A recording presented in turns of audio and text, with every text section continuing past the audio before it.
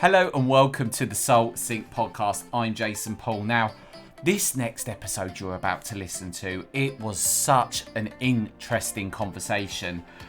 We talk about everything from tribal culture to shamanism to the consciousness of trees and plants and how you can communicate with plants. Honestly, I was absolutely gripped from the start to the end, and I could have spoken to our next guest for absolutely ages. So without further ado, welcome to another enlightening episode of the Soul Sync podcast. Today we have the immense privilege of introducing a truly remarkable guest, Maureen Murnan. She's a distinguished medium and tutor with over 3 decades of experience in the spiritual realm, and oh boy, she has some really interesting stories. Maureen's journey into the mystical world of mediumship began in her early years, where she felt a profound connection with the unseen and the unexplained. Her unique childhood experiences set the stage for an extraordinary path, and one that would shape her into the exceptional medium and teacher she is today. At the age of 15, Maureen faced a turning point when she lost her beloved grandfather, leaving an indelible mark on her spiritual journey. Little did she know that moment would lead her to her first objective spirit encounter, an encounter so vivid and powerful that it changed her life forever. Her quest for understanding and development eventually led her to the Arthur Findlay College, a pivotal moment in her journey where she learned, developed and embraced her mediumistic soul. Today, Maureen stands as a beacon of knowledge and guidance for those seeking to unlock their spiritual potential. With over 2 decades of dedicated service as a tutor at the Arthur Findlay College, Maureen's passion for teaching and nurturing others on their spiritual path is unwavering. She has travelled all over the world sharing her expertise and conducting seminars on various aspects of spiritualism.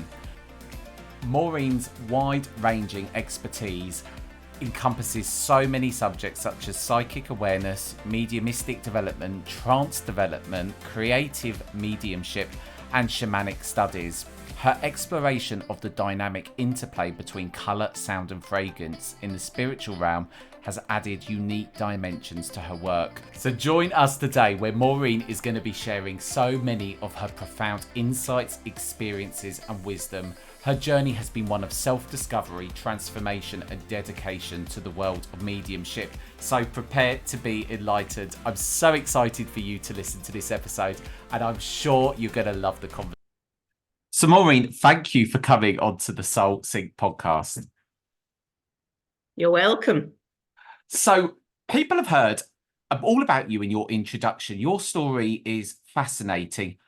I guess, first of all, we've got so much to unpack in this episode because there is so many things I want to ask you about. But before we get into all of that, tell us about your story and how you came to be where you are today. Okay, so it's always best to start at the very beginning. And it really starts way back in childhood. My earliest sort of memories of actually seeing or being aware of the spirit world was when I was about 4 years old. And I know I was about 4 years old because that's at the time we lived in a very, very old house that was once an old mill house. It was so old, it had the old paving flags on the kitchen floor. It didn't have electricity upstairs. It had a gas light going across the ceiling on the downstairs. So it was really old house. And my mother used to put me and my younger sister, who was 2 years younger than me, so I know she was about 2, so I had to be about 4, put us in this bed together in the back room of this old house. And so many nights, I used to be woken up by an old lady standing by the side of my bed. Her feet never touched the floor. She was always about 18 inches from the floor. But what I do remember, she was always leaning over me, looking at me. But I do remember that she always had a lovely peachy coloured light around her. But it used to make me cry. So then my mother would come in and so forth.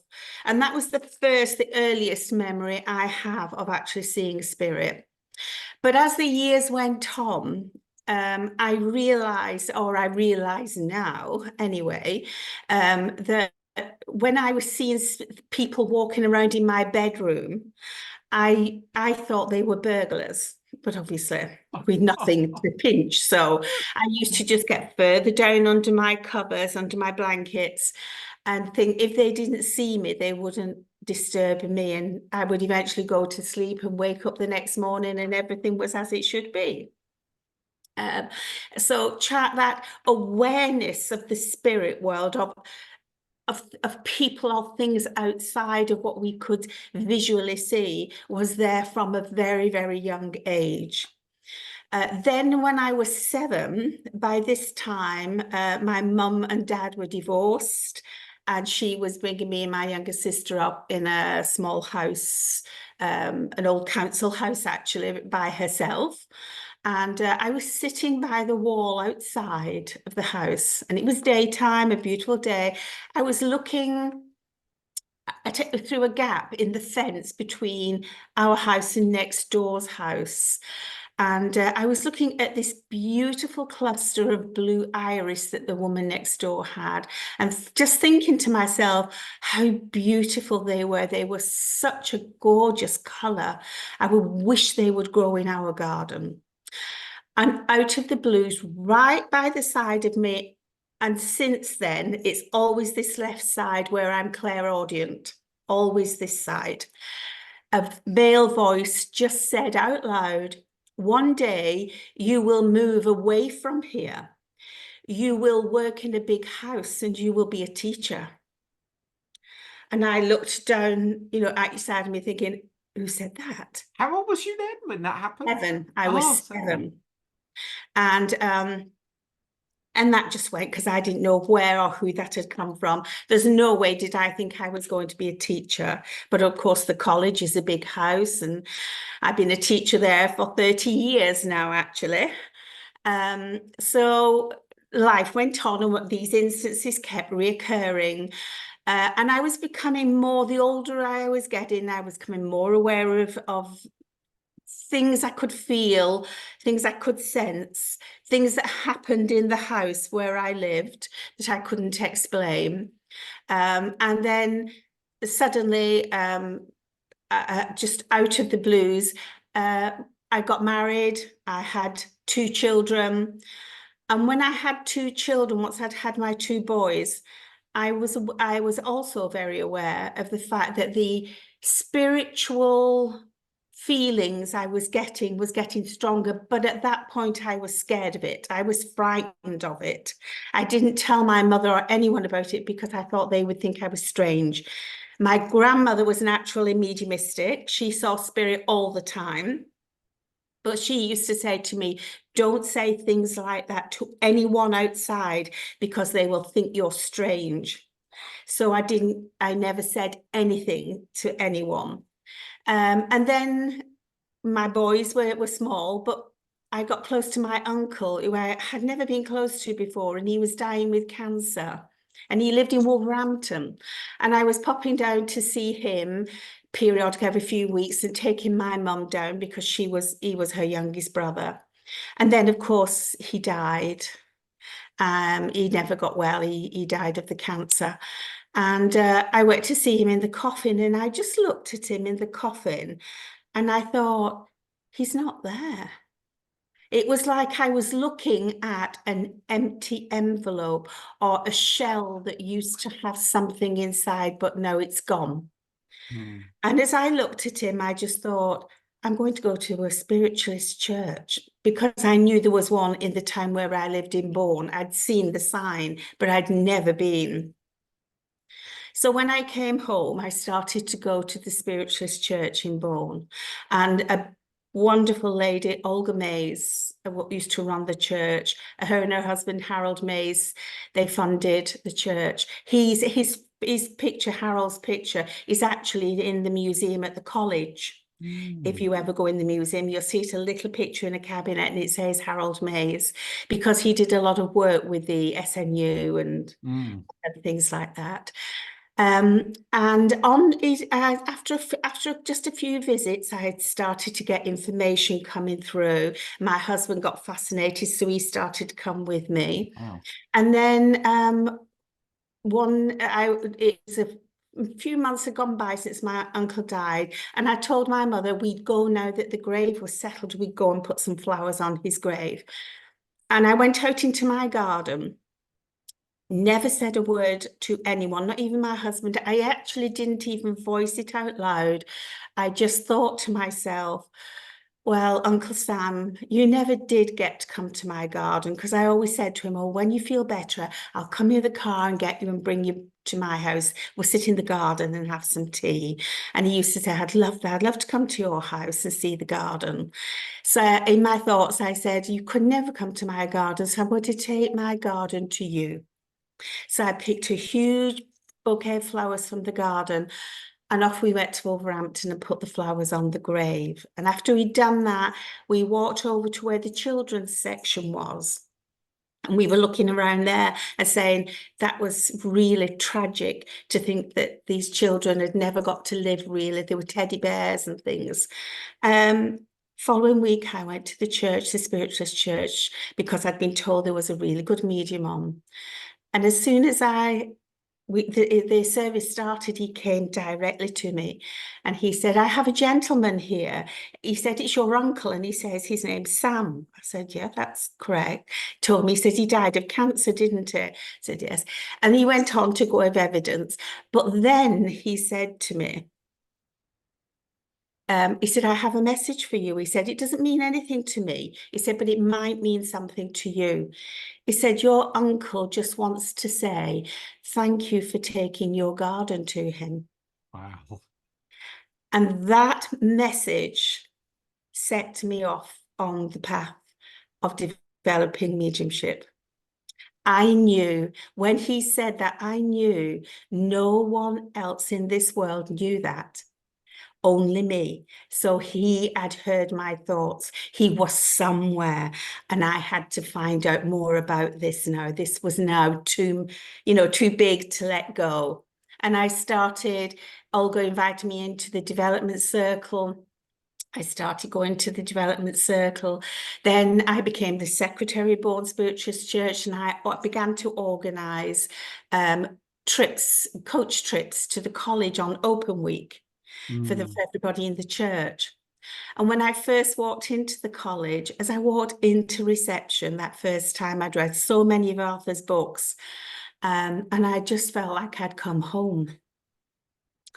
And then we started to go on courses, and 2 or 3 times a year we've gone courses. And then one time I just decided to go on a course that was to help other mediums who were training to be teachers at the college. It used to be called Willing to Work Week. That's And I interesting. went on that, and one of the girls who knew me, she said, look, I know you're really into colour. She said, will you come into my workshop because I'm being assessed tonight? She said, and get up. She said, I'll invite you to get up and do an orograph of something and read it to someone in the audience who it belongs to. I said, yeah, that's fine. I can do that. So I did. And she was being assessed at the back from a table with 2 of the senior tutors. And then at the end, as we all went out, the 2 tutors called me over. They said, come here. They said, Maureen, have you put your name down? Have you applied for teacher training here? I said, no, I haven't. They just slid a form across to me and said, fill that in and give it us back this week while you're here. And that's how it went on from there. I became a tutor at the college. What a fascinating, I can really understand, Maureen, why you, at that moment when you got that evidence, why that piqued your interest beyond anything else, because it's something fairly similar happened to me, and I thought, hang on a minute now, I've got to go and find out about this now. If I wasn't curious before, I certainly am now. So it sounded to me you was having a lot of these experiences throughout your childhood and kind of into your teenage years. When you started that path of trying to develop your mediumship, to obviously be given those forms quite early on. Did it come to you quite naturally? What was kind of your journey of development like? Well, as with everything, I'm a typical Virgo, and if I'm going to do anything, I've got to do it right. Oh, Otherwise, I'm a Virgo. Yes, are I you do a agree with Virgo that. as well? Do you agree? Yes, We're really sticklers, aren't we, for we that? are. So I sat in development for 5 years in Olga's circle, and she kept saying to me, you're going to have to get up and do a service. And I'll know when I'm ready, I said, but it would have never happened had I not been forced to do it one night when the medium never turned up. And I was thrown into it at the deep end and had to get up on the platform and do the whole service. And then that was it. It was almost like the spirit world weren't waiting any longer. Get up there. Yeah, how did that? Do you know what? In some ways, that's a good thing because you can build these things up. I've never done a service. I've stood on a platform, but it's only been at the college. Did it flow well on that first time that you did it? It did. And more to the point, I thoroughly enjoyed it. So that was it. I was hooked. Then after that, I was absolutely fine. So that started the round of doing all the churches for years and years and years and years. Yeah, that's what started me off. So I always say to students, never judge a piece of evidence that comes to you from the spirit world. It doesn't need to make sense to you, the medium. It needs to make sense to the recipient. Right, that makes good sense. It's I guess one of these things I think that I'm learning that so many mediums come across early on in their journey is self-doubt and the logical brain wanting to take over. I'm terrible for it. Mhm, But I think it's something from what I'm learning anyway, it's sort mhm. of you have to get past that point, don't you? You do. Your experience covers such a wide range of different subjects from psychic awareness, mediumship, trance, and shamanic studies. How do all of these intertwine, and how do you sort of pick one apart from the other? And I know I'm asking three questions in one, and I'm terrible for doing that, but I want to understand more about shamanism because that I don't know anything about that, but Okay. so Well, yes. obviously once the mediumship was settled and I'd been working X years at the college, I had always had an interest, first of all, in Native American philosophies, their culture, their ways, everything. Again, going back to childhood years for some unknown reason. Although my mother did say to me when I was born in the hospital, she said to the nurse, "Are you sure you've given me the right baby?" And the nurse said, "Yes, why?" She said, "She looks like she belongs in a papoose on someone's back." Now, my mother had nothing to do with Native American Indians.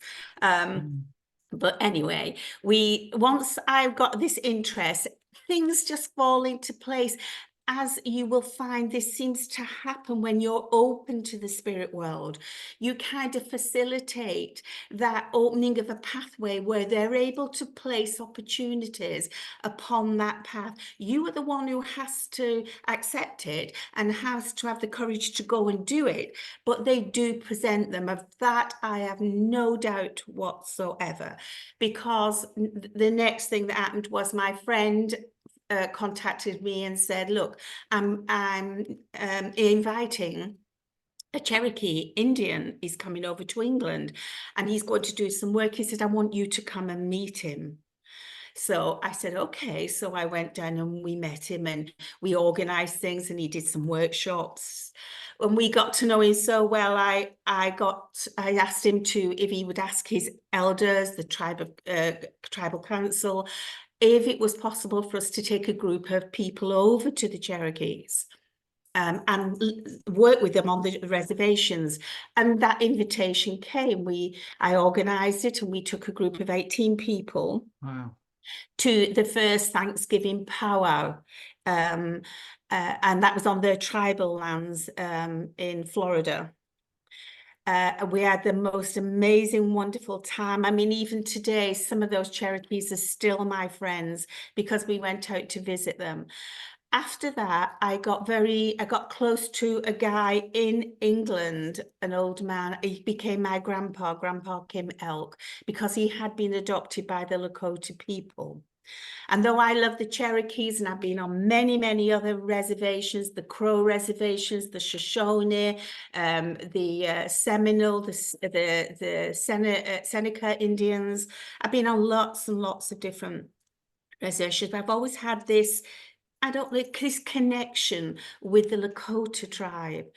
And he was adopted, Grandpa Kim was adopted by the Lakota. That's why his name was Kim Elk. And I started to work with him, and he had big contacts with Chief Albert Whitehat on the Rosebud Reservation. And the next thing was we got an invitation to go over to Rosebud to their Sundance ceremony, which is a big honor because it's still today one of their most sacred and beautiful ceremonies. We went over there, my husband and I, we decided we would go for 4 weeks, then we could look around the place as well, because it lasts for 4 days, the Sundance.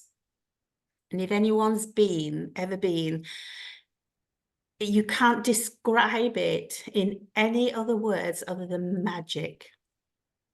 Absolutely magic from start to finish. You're making me now want to go to it, Maureen. Oh, I can't explain to you the energy that we had to get there that first morning.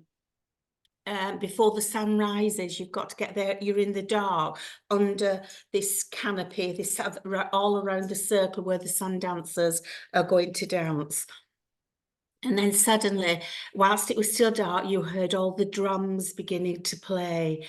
And as we looked to one side, a whole procession of Native American Indians. It was led by a woman carrying the sacred pipe. Behind her was the chief and the medicine man, then the holy man, the elders and so forth, and the sun dancers. And they were magnificent. Their long hair was just loose, it wasn't plaited. And they were bare-chested. Then from the waist to the floor, they had this crimson red gown going down to the floor, when they had braids, like sweetgrass braids around their wrists, their ankles and their head. And Wow. an eagle bone whistle. And when they all filed into the circle from the east side, the east gate, and they stood around and everything went silent. I kid you not, it was as if someone just flicked a switch like that once everyone was still. And over the hill at the east gate, the sun, this big yellow sun, just started coming up, rising like that, just as if by magic. And as the sun started to appear and rise up in the east, all the sun dancers took their eagle bone whistles and they blew them up to the sky. And two, and then a third one joined. 3 eagles were flying around the circle in the air. Oh my goodness. The energy was running under my feet, and I just stood and cried. I think I cried for the first 4 hours that I was there. And then the Sundance starts, etc. So you can find out about that easily, but it was just utterly amazing. And after that first day, we went back to where we were staying. My husband and I, we had a little log cabin not far away. And I cooked dinner and we sat outside, and as we sat down, I looked at the food and I just said to my husband, oh, I feel sick. So I had to run to the bathroom and I really sort of vomited. And I thought it must be the sun. It was the heat of the sun. I mean, it got to about 120, something like that in the day. So I said, I'll just lay down. I said, you stay outside and enjoy the evening. Till 11 o'clock, he came in to check I was still okay. As he did, I just sat up in bed, rushed to the bathroom. And my husband said it was like The Exorcist. He said it was coming like fountains from everywhere. He said, from your mouth, from your nose. He said, I think it was even coming from your eyes and your ears. He said, I've never seen anything like it. There was so much fluid, like water, that came out. But once all that had gone, the only way I can describe the feeling that came next was, We've all heard the saying, a peace that passeth understanding. That's where I was. Every single cell in my body was at peace. I slept beautifully when I woke up the day after. I felt like I was floating. Everything, all the colours looked more vivid. I couldn't have got agitated or frustrated or anything if I'd have tried. I just felt so at peace. So we went back to the Sundance for the second day, and I went to see the medicine man, Howard Badhand.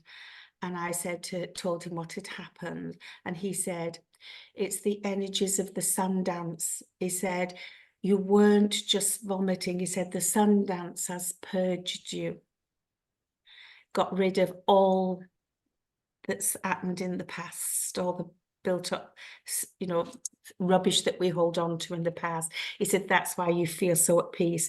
He says, maybe one day, said, you'll have to come back to the Sundance and participate in the Sundance.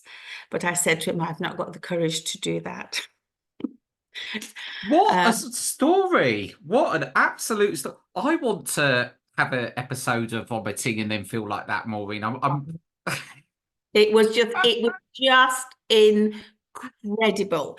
And I'd always had this, I've read a lot of books and teachings of a North American Indian from the past, an old one who was now passed away, called Standing Bear.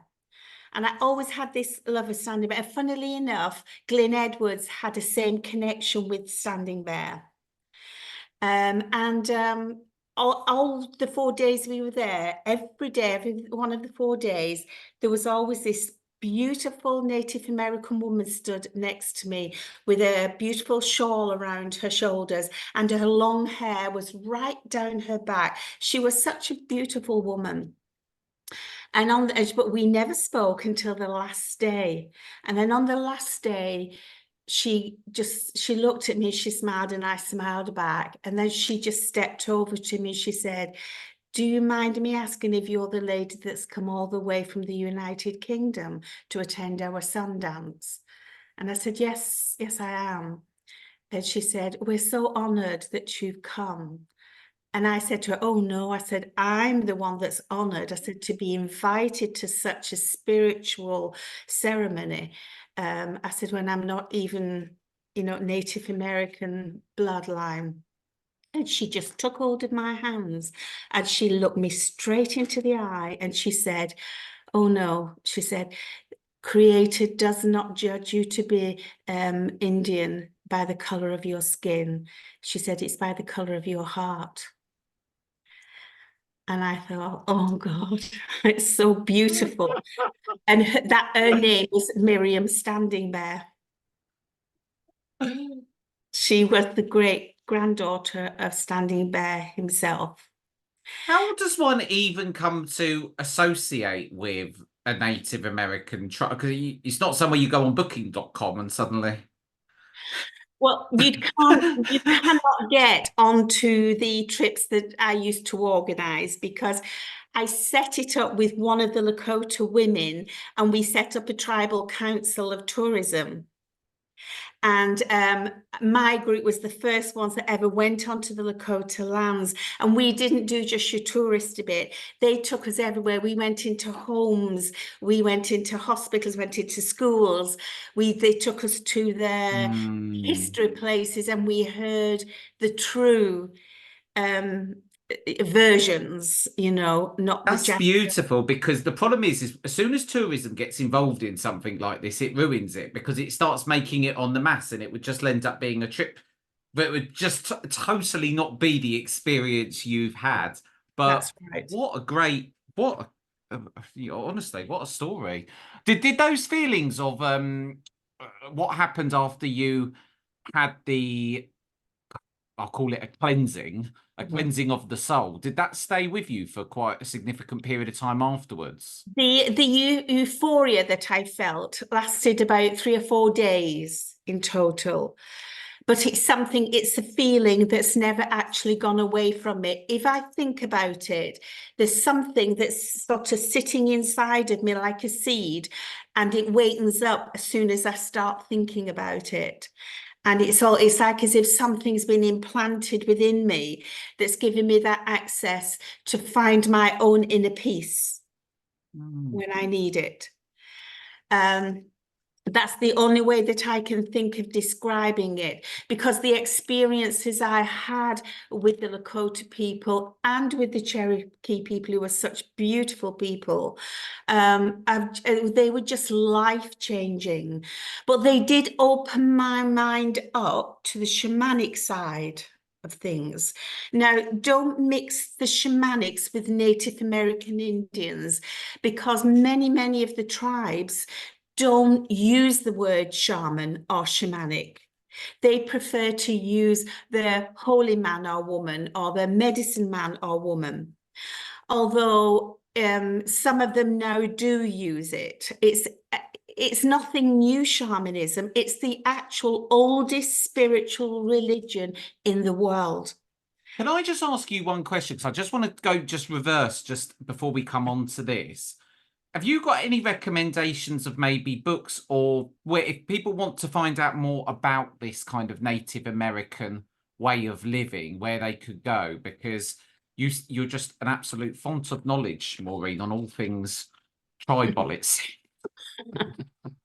Well, I would say, I mean, I've read quite a lot, but usually I've got my information on my books from the Lakota people or the Cherokee people themselves. But I always say, go online and put in Native American teachings and philosophies, or Native American spirituality and philosophies, and see what jumps out at you. Because I think that the spirit world, again, have a gift of being able to grab our attention so that we lock onto something. And if we lock onto it, you can guarantee there's something in there you need to know. There's something that's going to sit well with you, or that's going to resonate with you. And you might surprise yourself by, once you read it and go through this, that many people do, myself included, is that as you read it, you think, I already know this.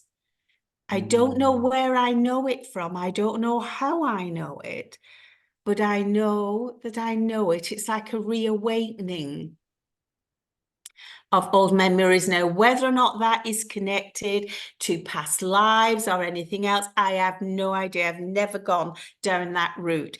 It's good enough for me that the spirit world have found triggers that will pull my attention to what I need to look at. Maureen, I think we could have you on this show for about 3 hours. I think maybe 3 to 6 hours. It could just be like a feature film. Everything you say just leads me on down another rabbit hole, and I just want to go and talk about that then. Right. To bring it back, you were saying that the shamanic way is the oldest religion. It's the oldest spirituality in the world. Right. Now, and it's global.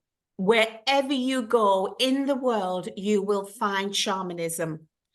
And it dates back to the earliest times of mankind, even the old caves and temples, things that they're still discovering today. When they open them, there's drawings on the wall depicting the role of the shaman and the animal kingdom and the nature kingdom.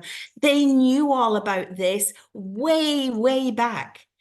Now, what I discovered through my research is our Celtic shamans were doing exactly the same thing in our country at exactly the same time as the Native Americans were doing it. Our Celtic shamans were sitting around a fire drumming.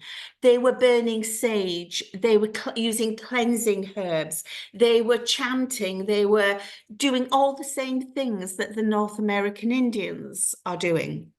So it kind of got me thinking about Celtic shamanism, because a lot of us in this country have a little residue of either Irish or Scottish or Welsh, or we're mixtures. I've got a lot of Irish blood in me, a lot. So maybe that's one of the reasons why I was so drawn to the Celtic side of shamanism. And I discovered that the shamans of every tribe, of every culture, the shamans were the mediums. They communicated with the spirit for the tribe. They were the healers. So they used to go to them for the healers. They were the teachers and philosophers. They used to work in altered states, in trance states all the time when they were working with the spirit world. They do everything that we as mediums are training ourselves to do. But then that left me with a dilemma. But before I get there, let me say, in case this applies to anyone who may listen to this afterwards. When I first started to study shamanism, I did a course, first of all, in shamanism. It was nice, it was good, but it didn't actually teach me anything I didn't already know. I read loads and loads of books on it, on contemporary shamanism. And every time I did, I kept putting it down and thinking, don't think this is for me. I kept backing off away from it because it seemed, and I'm not putting contemporary shamanism down, this was how it worked for me. I don't like anything showy, or I don't like anything where you're performing or you're having to, you see, the one thing about shamanism is there's no rules. That's the one rule. There are no rules. No.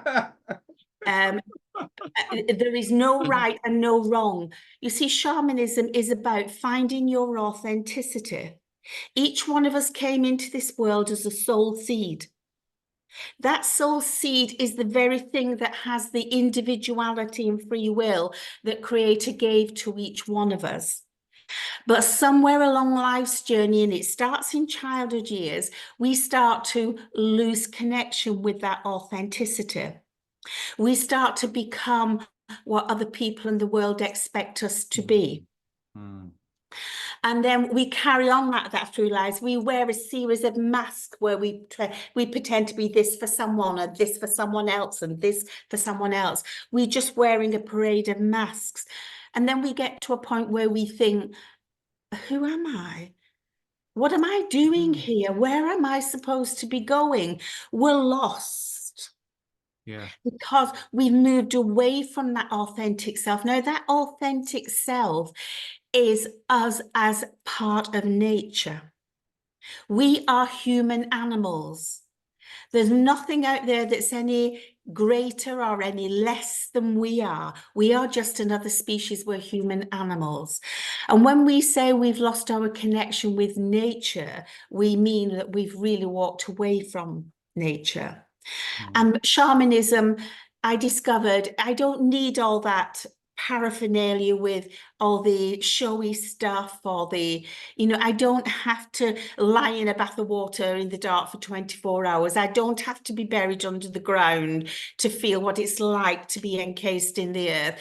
I don't have to do certain things, and because I kept moving away from it, I was sitting one day and I went into a deep meditation. And my voice was back again. He's with me all the time when I need it. And the voice here on this side came back and just said to me, go back to shamanism and do it your way.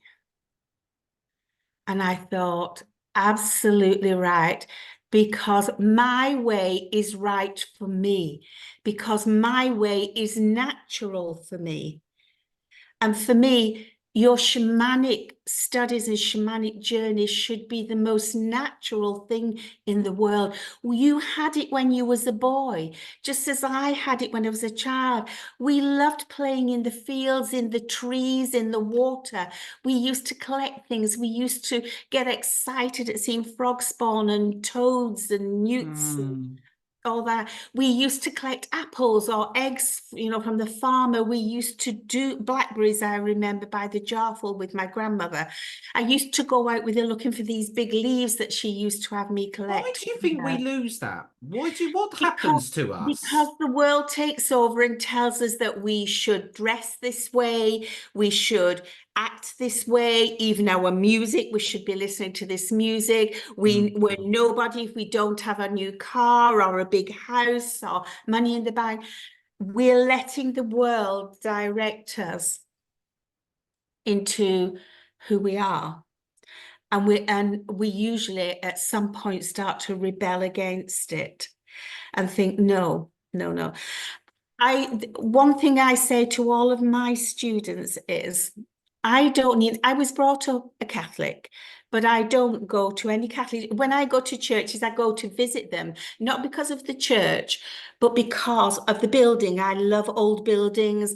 I love the essence and ambience of an old building, of the years of worship that's gone on there. I can feel that. But I don't need a church to talk to God. When I go outside, God is out there with me. That's my church out there. Okay. When I'm out in the trees, that's my church. And I discovered that with the Cherokee people when they'd invited me to a powwow, a Thanksgiving powwow. Mm-hmm. And I was invited to have dinner with the chief and his wife and all the elders and their families. There was about 30 something people. And we stood in this big circle in the trees, holding hands and praying, just saying a prayer. And each person, it went around like a round robin prayer. Each person said a prayer of a blessing of some kind of gratitude, of thanksgiving. And I stood there looking at each person all the way around. And in the background, in the Blue Ridge Mountains, the thunder was rumbling away in the mountains. And this power just passed through me again, like when I went to the first Sundance, passed through me. And I just thought, I have never felt closer to God than I do in this very moment in time. And that has never gone away. Do you know what? When you've been talking, it just keeps going through my mind that I think I'm at a place in my life now where I'm really starting to feel that I want to be in nature all the time. And because I'm from London originally, and I went back to London the other day, and I just couldn't wait to get out, Maureen. It's these simple things, and sometimes I think because I live, I have a job, I run my own business, I'm connected to my emails all the time. And I'm just finding myself now thinking, God, all those years that went by, how much easier it was to even be spiritual because there was so less distractions. I think it's the hardest time in probably will ever that we've ever had to find spirituality. And I do think at some point in the future, are people just going to suddenly wake up to the world that we're actually in, or Absolutely. what Well, is the future going to be like for our children and we stuff? all noticed the change that happened with COVID. If COVID did nothing else for us, it made us all stop. Yeah, it did. We stopped. And when we stopped, we suddenly started looking around us. And you saw people going out for walks with their children, doing things together, not having to rely upon shops or cinemas or pubs or restaurants or anything else.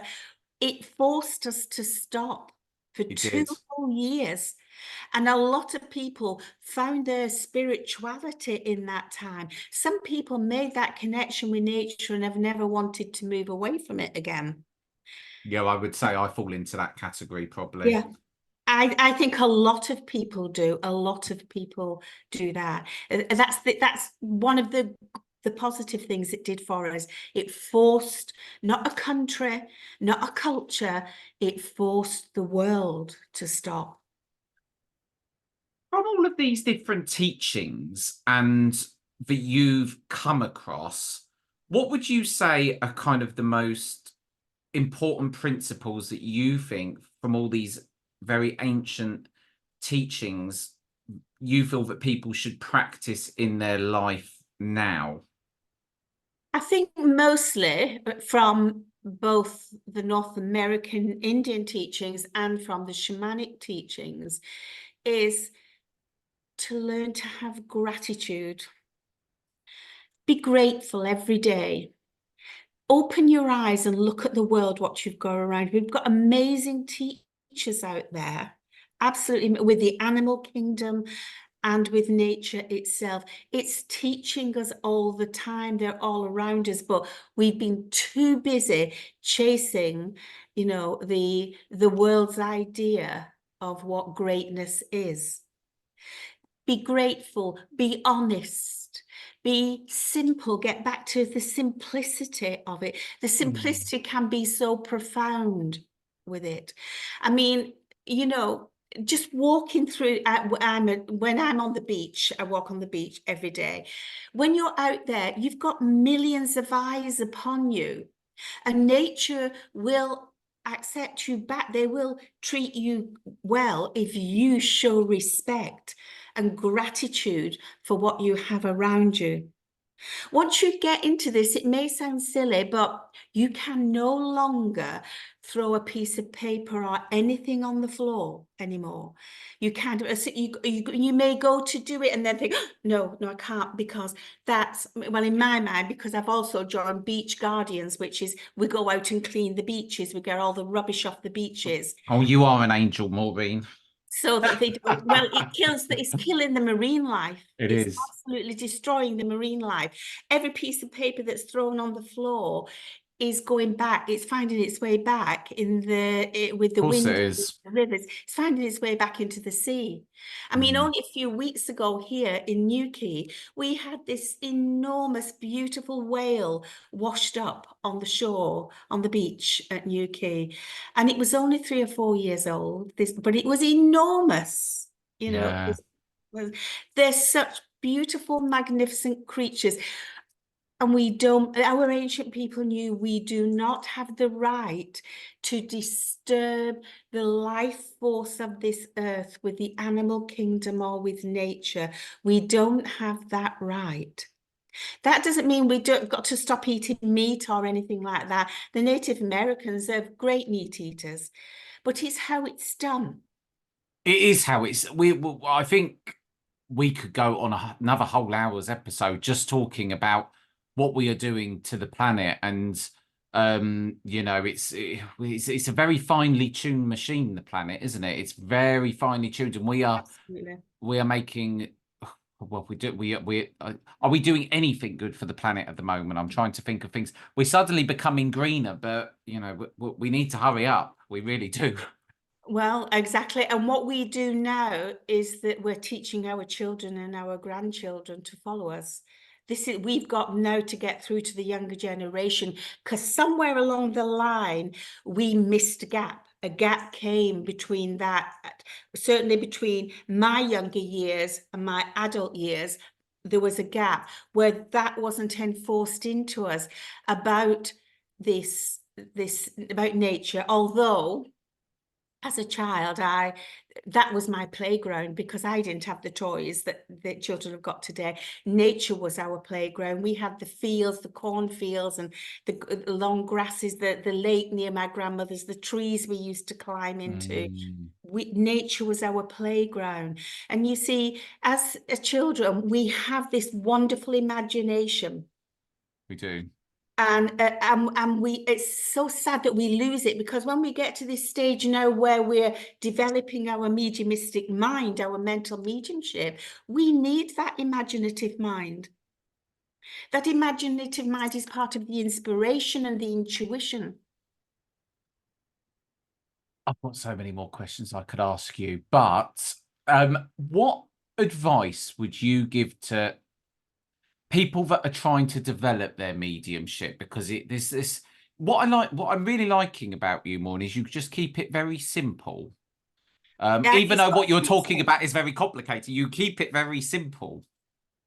Yeah, it's got to make sense to me. It's got to make sense, because I found at the college, I felt there was this gap, that we were bringing people from around the world, from all different walks of life, all different jobs, etc., different experiences, but we were teaching them how to link with the spirits of the invisible world, and most of them didn't know how to link with the spirits of the living world. The spirits of the living world and the spirits of the non-living world are one and the same thing. If we are linking with spirit, we need to know how to link with all spirit per se. How would you describe linking to a spirit in the physical world?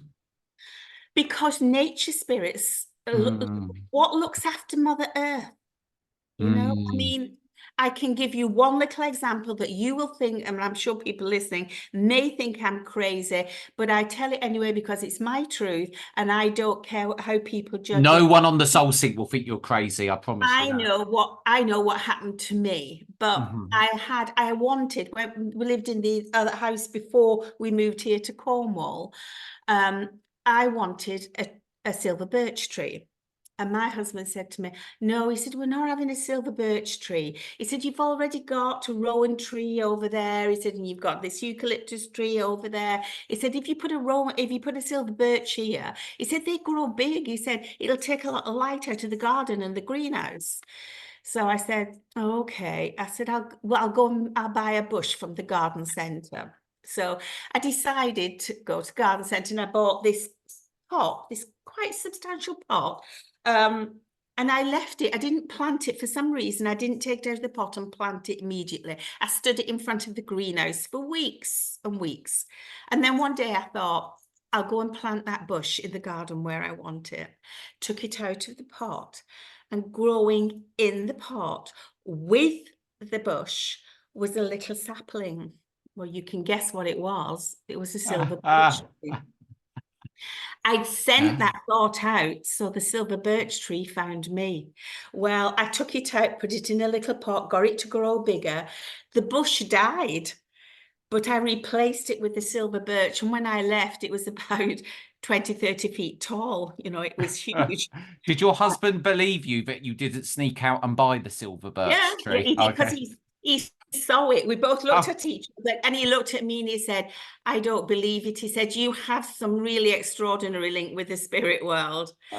But once the tree had grown up to be this height, I saw a television program, a gardening program, that said, if you have a tree in your garden with a straight trunk, buy some clematis plants, plant them around the bottom of your tree, train them to grow up the tree and through the branches, and you'll get flowers in your branches of your tree. Wow.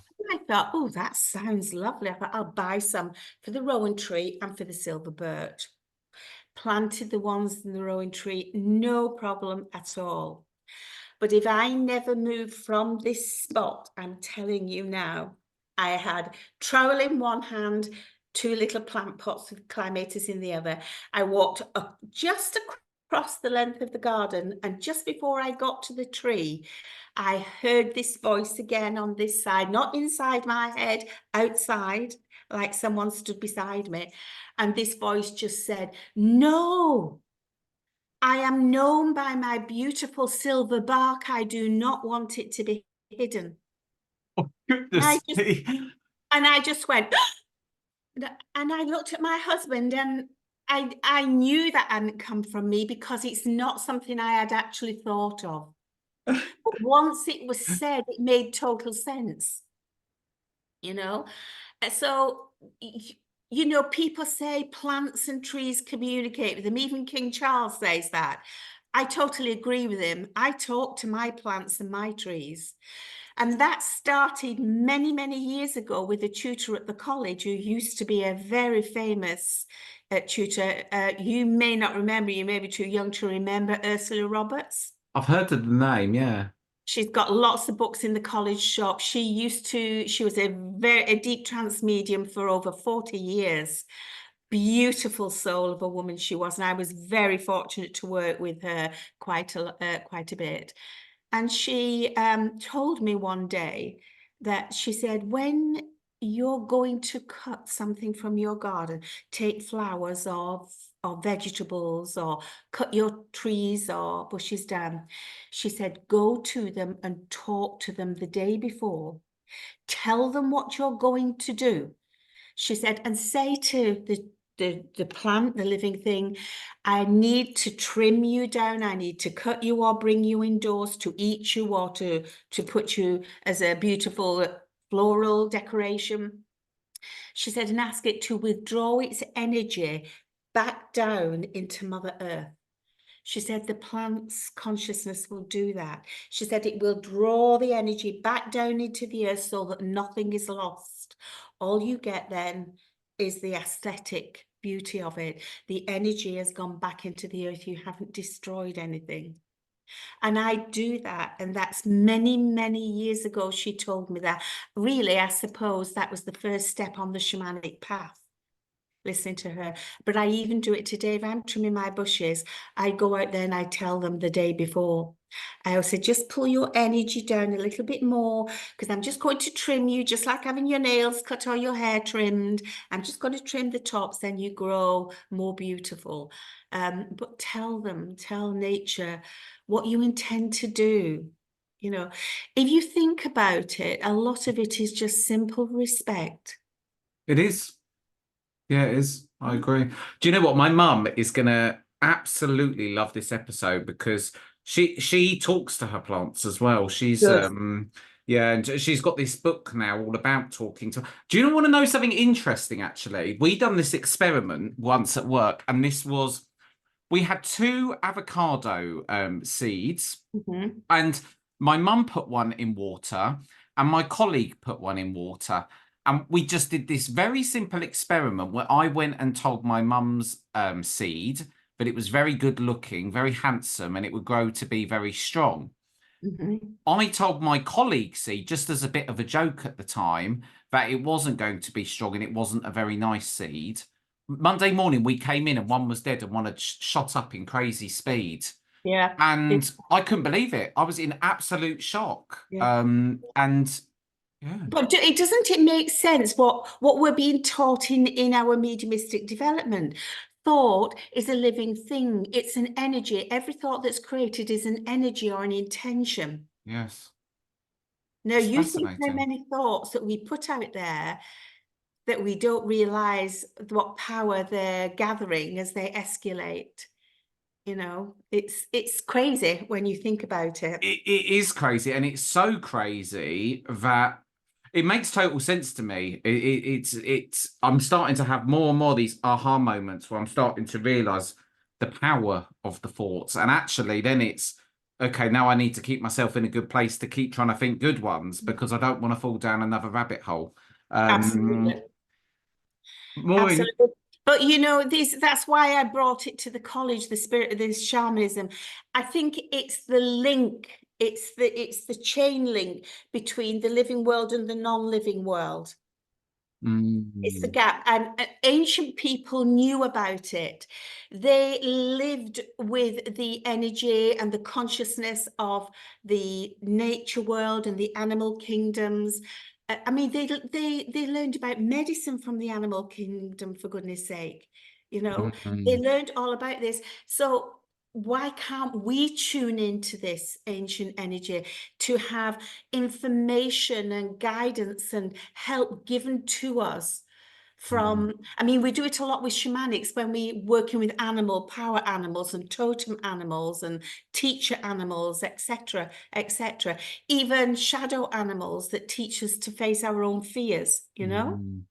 There's so much to it. It escalates, it goes on and on and on to as much as you want it, but you begin to see, oh, it's all wrapped up in the same blanket of spirit, whichever world it's in. I think you're doing a marvelous job bringing that to the college, and I'm actually 100% going to come on to one of your courses because I could talk about this for hours. I feel like we're only just scratching the surface, Maureen, but Yeah. we are. Well, I'm sure everyone has enjoyed this as much as I have. Thank you so much for coming on to the Soul Sync, You're Maureen. welcome.